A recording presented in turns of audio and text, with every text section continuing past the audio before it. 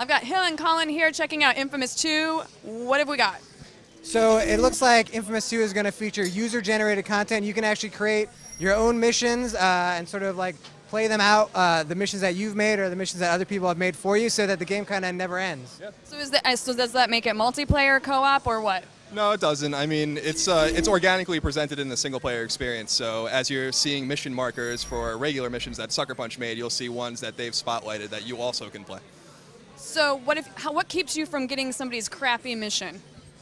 Nothing really. I mean, there is an option. Nothing. You're screwed.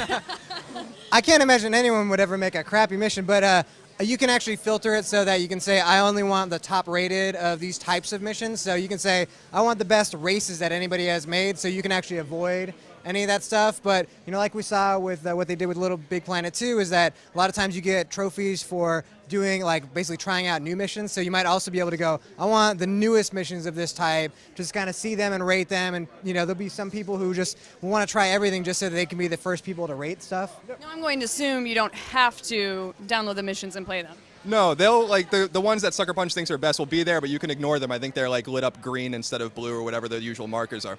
So These are free, right? yep, they're totally free, and I think it's cool because it brings a multiplayer aspect to the game without being multiplayer, which I know is one of our big fears on Podcast Beyond. So.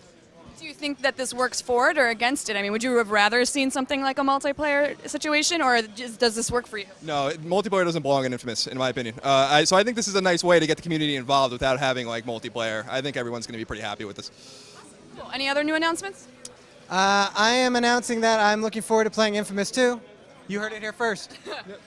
I'm excited to play it too. Don't forget also that they're going to have a beta. So the beta signups are in March, and then the betas will run sometime in April. So. Awesome. Thanks so much, guys. For more information on Infamous 2, keep it locked to IGN.com.